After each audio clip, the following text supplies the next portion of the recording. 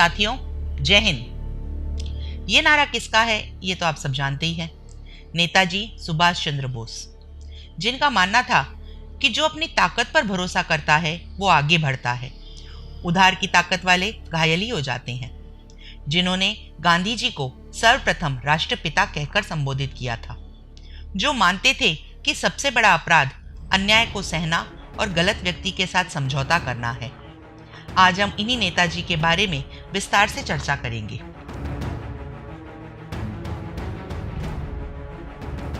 सुभाष चंद्र बोस का जन्म 23 जनवरी 1897 को उड़ीसा के कटक नामक स्थान पर हुआ। उनके पिता जानकीनाथ बोस एक प्रसिद्ध वकील थे। उनकी माता प्रभा देवी थी। 14 भाई बहनों में वे 9वीं संतान थे। उनके पिता कटक के महापालिका में लंबे समय तक रहे। वे बंगाल विधानसभा के सदस्य भी थे। अंग्रेजों ने जानकीनाथ बोस को राय बहादुर का खिताब दिया था। नेताजी ने अपनी प्रारंभिक पढ़ाई कटक के रेवेशाव स्कूल से की। तत्पश्चात उनकी शिक्षा कलकत्ता के प्रेसिडेंट कॉलेज और स्टॉकिश चर्च कॉलेज में हुई। बाद में भारतीय प्रशासनिक सेवा यानी इंडियन सिविल सर्विसेज की तैयारी के लिए उनके माता पिता ने उन्हें इंग्लैंड के कैम्ब्रिज विश्वविद्यालय में भेज दिया। सुभाष चंद्र बोस स्कूल और कॉलेज स्तर के एक योग्य छात्र रहे। अंग्रेजी शासनकाल में भारतीयों के लिए सिविल सर्विसेज में जाना बहुत कठिन था, लेकिन उन्होंने 1919 में इंडियन सिविल सर्विस की परीक्षा में चौथा स्थान प्राप्त किया था।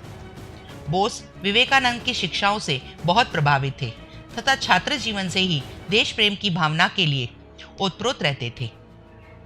जलियांवाला बाग हत्याकांड से व्यथित होकर उन्होंने सिविल सर्विसेज से त्याग पत्र दे दिया और अपने देश लौट आए।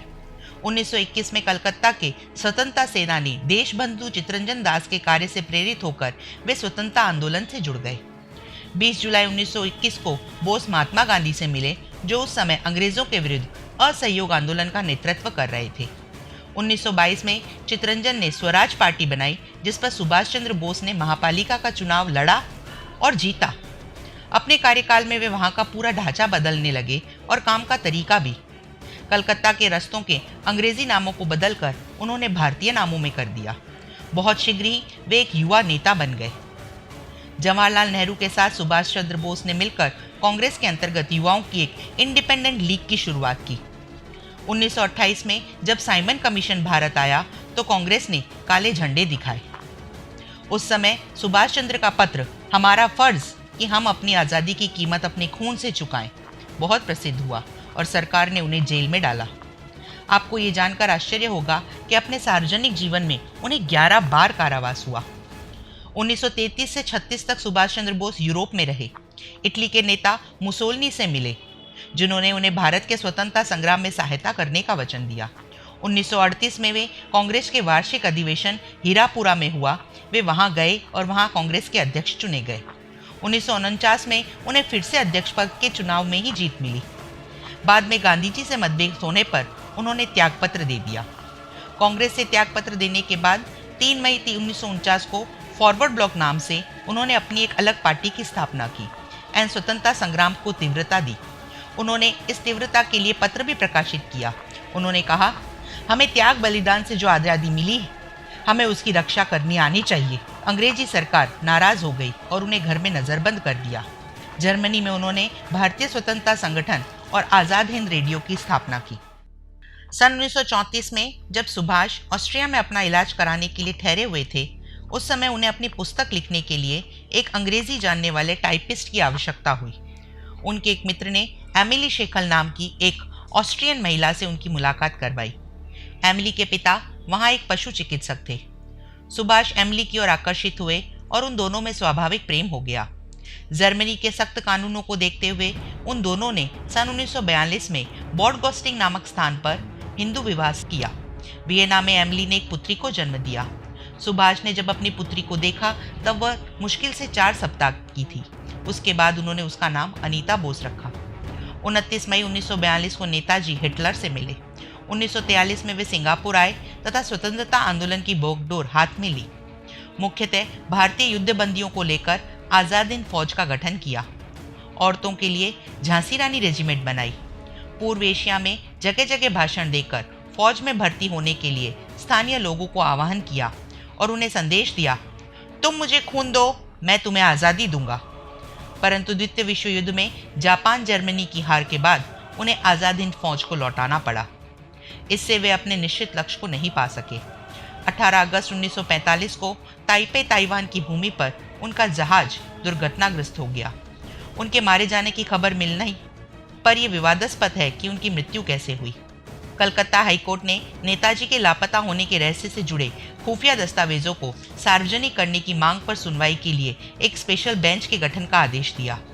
यह याचिका सरकारी संगठन इंडिया स्माइल द्वारा दायर की गई। इस याचिका में भारत संघ, राष्ट्रीय सलाहकार परिषद, रॉ, खुफिया विभाग, प्रधानमंत्री के निजी सचिव, रक्षा सचिव, गृह विभाग और पश्चिम बंगाल सरकार सहित कई नेताओं को प्रतिवादी बनाया गया। अपने संघर्षपूर्ण और अत्यधिक व्यस्त जीवन के बावजूद भी नेताजी अपने स्वाभाविक लेखक के झुकाव को रोक नहीं पाए थे। उन्होंने 2 पुस्तकें लिखी, जिनमें पहली पुस्तक थी उनकी स्वयं की एक आत्मकथा जो कि अपूर्ण रही। उसका नाम था एक भारतीय यात्री, एन इंडियन पेलिग्रिम, जो 2 खंडों की पुस्तक थी, लेकिन उसका दूसरा खंड नेताजी की मृत्यु की वजह से आज भी अपूर्ण है। दूसरी पुस्तक भारत का संघर्ष, द इंडियन स्ट्रगल, जिसका लंदन में प्रथम प्रकाशन हुआ, काफ़ी प्रसिद्ध हुई थी। नेताजी के अनुसार हमारा सफ़र कितना ही भयानक, कष्टदायी और बदतर हो सकता है, लेकिन हमें आगे बढ़ते ही रहना है। सफलता का दिन दूर हो सकता है, लेकिन उसका आना तय है।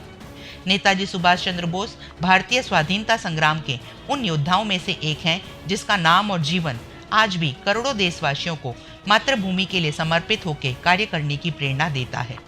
साथियों, नेताजी और मेरा यही कहना है कि जीवन में हमेशा आशा की कोई ना कोई किरण आती ही है, जो हमें जीवन से दूर भटकने नहीं देती।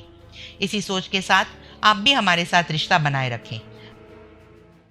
अगर आपको आज का हमारा चरित्र पसंद आया हो तो हमारे चैनल को सब्सक्राइब करें, लाइक करें, नीचे बेल आइकन पर भी क्लिक करें, जिससे आपको हमारे लेटेस्ट अपडेट मिलते रहें। आपके सुझाव हमें कमेंट बॉक्स में लिखें ताकि हम हमारे चैनल को बेहतर से बेहतरीन बना सकें। तो दोस्तों, फिर मिलते हैं अगली कड़ी में नए जीवन चरित्र के साथ। तब तक आप सब स्वस्थ रहें, व्यस्त रहें, मस्त रहें। इसी कामना के साथ मुझे यानी लीना को दीजिए विदा। Good bye, sayonara.